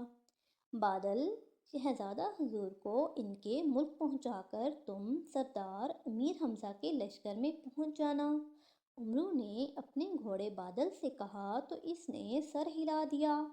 شہزادہ سلطان بادل گھوڑے پر بیٹھا تو وہ اڑنے لگا۔ جب وہ نظروں سے اوجھل ہو گئے تو امرو نے زنبیل سے سنہری تختی نکالی۔ سنہری تختی، مجھے بتایا جائے کہ فانگو جن شہزادی نورسبا کو لے کر کہاں غائب ہو گیا ہے، امرویا نے سنہری تختی سے پوچھا۔ امرو کو بتایا جاتا ہے کہ انہی پہاڑوں کے نیچے ایک غار ہے جہاں گٹو جن رہتا تھا، فانگو جن شہزادی کو لے کر اسی غار میں چلا گیا ہے۔ سنہری تختی پر حروف ابھرے اور مٹ گئے۔ اس غار کی نشاندہی کی جائے، امرو نے سنہری تختی سے کہا تو سنہری تختی نے غار کی نشاندہی بھی کر دی۔ امرو نے سنہری تختی کو واپس زنبیل میں رکھا اور نیچے جانے کا راستہ دیکھنے لگا، لیکن اسے راستہ نظر نہیں آ رہا تھا۔ راستہ نہ ملنے پر اس نے سنہری چپلیں نکال لیں اور ان سے کہا کہ وہ اسے نیچے پہنچا دیں۔ سنہری چپلوں نے امرو کو نیچے غار کے دہانے پر پہنچا دیا۔ غار میں داخل ہونے سے پہلے امرو نے ایک بار پھر زنبیل میں سے تلوار حیدری نکالی اور پھر وہ غار میں داخل ہونے لگا۔ غار میں داخل ہوتے ہی اس کی نظر شہزادی نورسبا اور فانگو جن پر پڑی۔ ایک طرف ایک لال بھی جگمگاتا ہوا نظر آ رہا تھا۔ لال کو دیکھ کر امرو سمجھ گیا کہ یہ انتہائی قیمتی لال ہے۔ تمہاری موت تمہیں یہاں کھینچ لائی ہے امرو یار، اب تم بچو گے نہیں، فانگو جن نے امرو کو دیکھتے ہی غصیلے لہجے میں کہا، اور پھر اس نے امرو پر پھونک ماری۔ اس کے منہ سے آگ کا ایک شعلہ نکلا جو امرو کی طرف بڑھا۔ فانگو جن کا خیال تھا کہ گٹو جن کی طرح امرو کو بھی آگ لگ جائے گی، لیکن امرو بجلی کی سی تیزی سے نیچے بیٹھ گیا اور شعلہ اس کے اوپر سے گزر گیا۔ امرو نے بیٹھے ہی بیٹھے تلوار حیدری اس کی گردن کی طرف پھینک دی۔ تلوار اڑتی ہوئی اس کی گردن پر جا لگی اور فانگو جن کی گردن آدھی سے زیادہ کٹ گئی اور وہ نیچے گر گیا۔ امرو نے آگے بڑھ کر پہلے تلوار اٹھائی اور پھر اس نے وہ لال بھی اٹھا لیا۔ فانگو جن اس دوران تڑپ تڑپ کر مر چکا تھا۔ آئیے شہزادی صاحبہ، آپ کو آپ کے ملک پہنچا دوں، امرویا نے شہزادی نورسبا سے کہا اور پھر وہ دونوں غار سے باہر نکل آئے۔ ختم شد۔ اگر آپ کو ہماری کہانیاں اچھی لگتی ہیں تو ہمارے چینل کو سبسکرائب، لائک اینڈ شیئر کر دیں اور بیل آئیکن کو پریس کر دیں تاکہ ہماری ہر نئی آنے والی کہانی آپ تک بر وقت پہنچ سکے۔